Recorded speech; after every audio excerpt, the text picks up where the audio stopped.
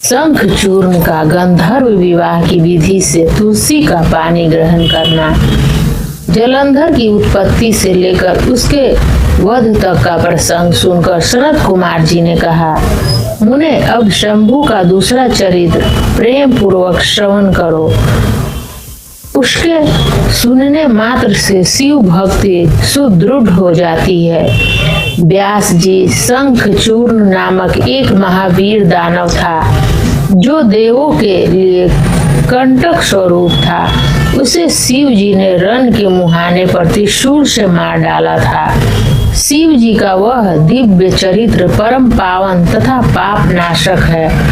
तुम पर अधिक स्नेह होने के कारण मैं उसका वर्णन करता हूँ। तुम प्रेम पूर्वक उसे श्रवण करो। ब्रह्मा के पुत्र जो महर्षि मरीचि थे, उनके पुत्र कश्यप हुए।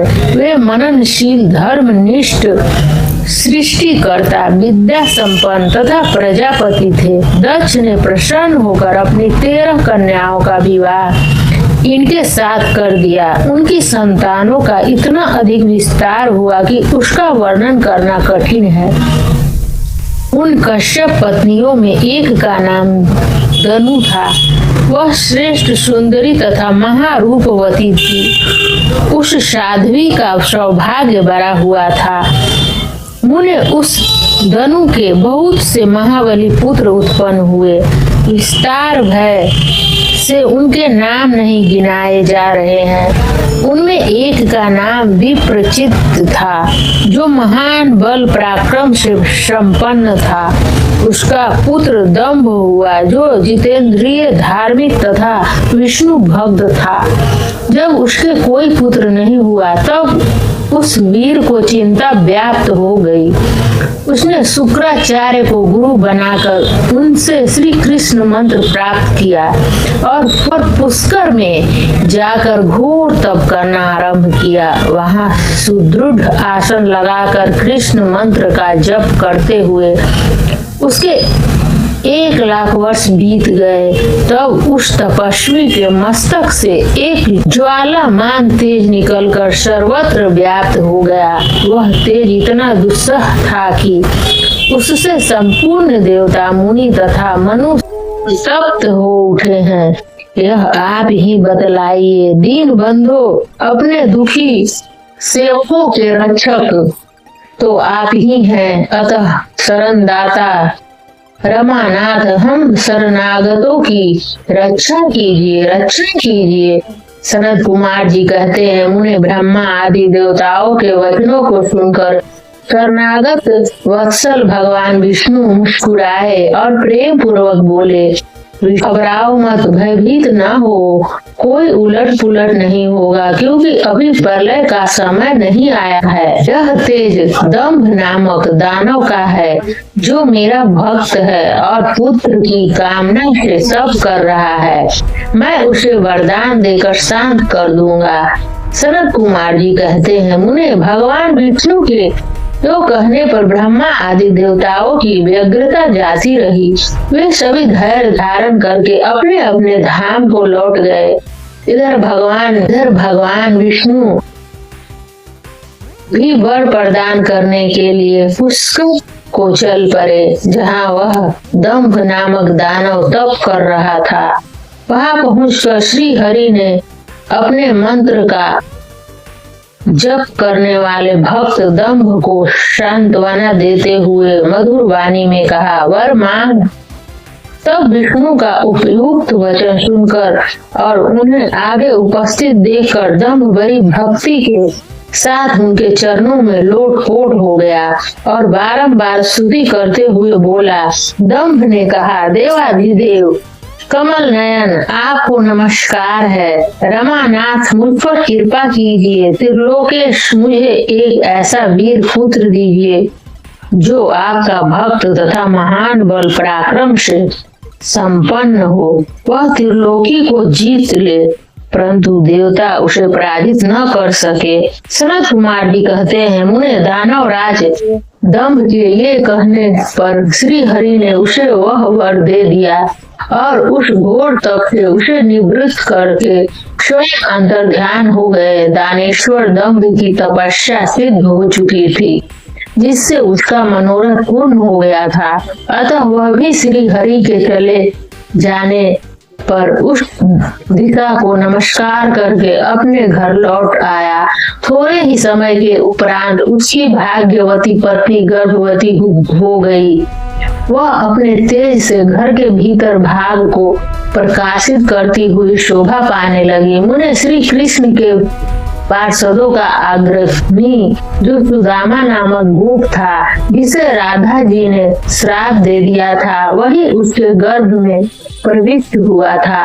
तदंतर समय आने पर शादी दंभ पत्नी ने एक तेजस्वी बालक को जन्म दिया। जब पिता ने बहुत से मुनीश्वरों को बुलाकर उसका विधि पूर्वक जात कर्म आदि संस्कार संपन्न किया, द्विजोत्तम उस पुत्र के उत्पन्न होने पर बहुत बड़ा उत्सव मनाया गया। फिर शुभ दिन आने पर पिता ने उस बालक का शंखचूड़ ऐसा नामकरण किया। वह अपने पिता के घर में शुक्ल पक्ष के चंद्रमा की भांति बढ़ने लगा।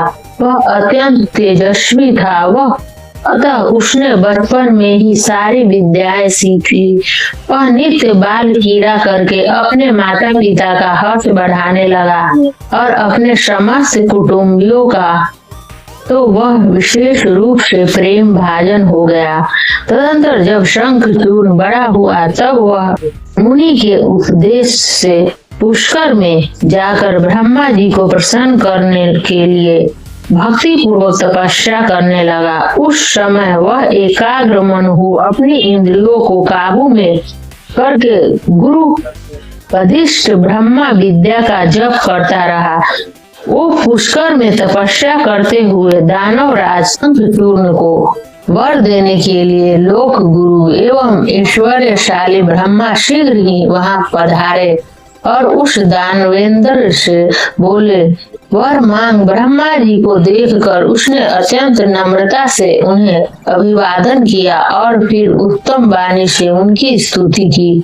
तत्पश्चात उसने ब्रह्मा से वर मांगते हुए कहा, भगवान मैं देवताओं के लिए अजय हो जाऊं।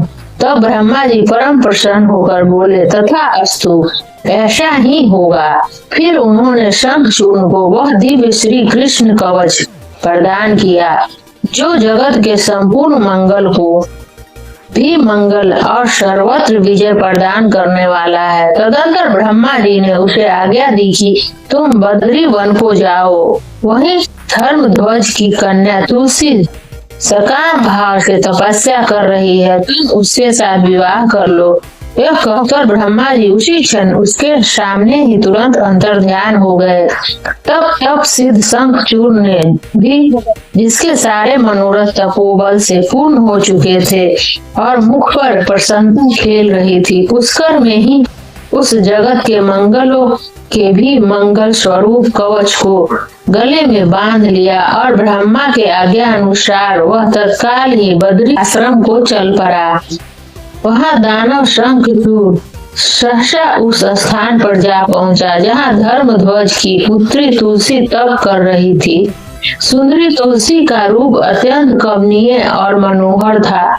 वह उत्तम सील से संपन्न थी। उस सती को देखकर शंखचूड़ उसके समीप ही ठहर गया और मधुर वाणी में उससे बोला। शंखचूड़ ने कहा, सुंदरी तुम कौन हो, किसकी पुत्री हो, तुम यहाँ चुपचाप बैठकर क्या कर रही हो, यह सारा रहस्य मुझे बतलाओ।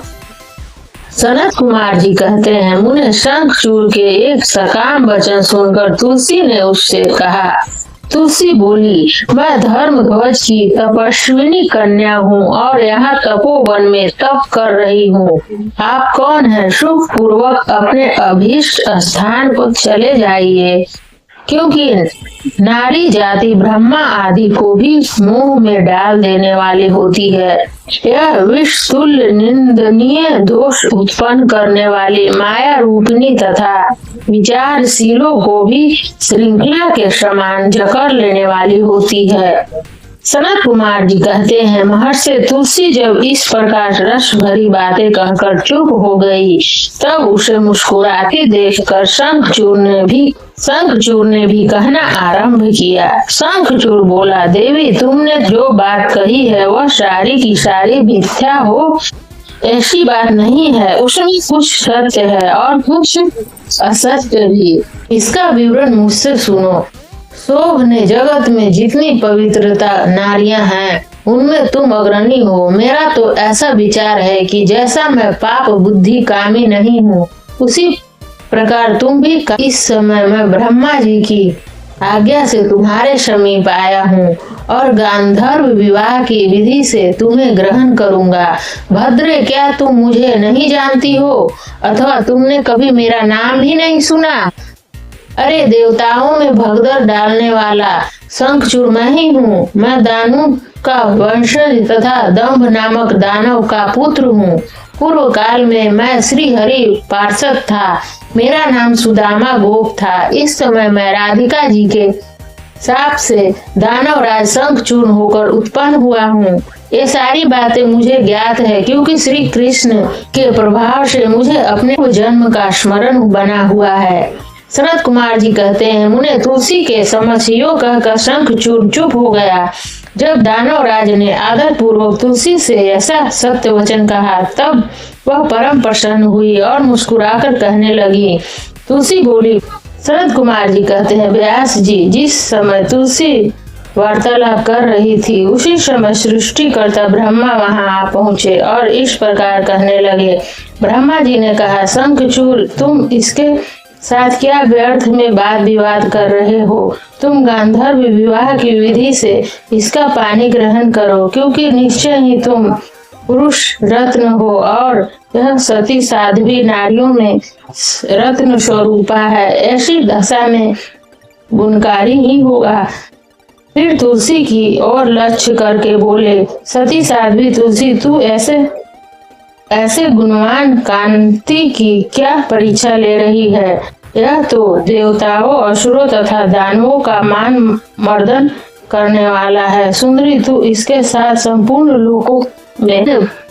इस प्रकार आशीर्वाद देकर ब्रह्मा अपने धाम को चले गए। तब दानव शंखचूड़ ने गांधर्व विवाह की विधि से तुलसी के साथ विवाह करके वह अपने पिता के स्थान को चला गया।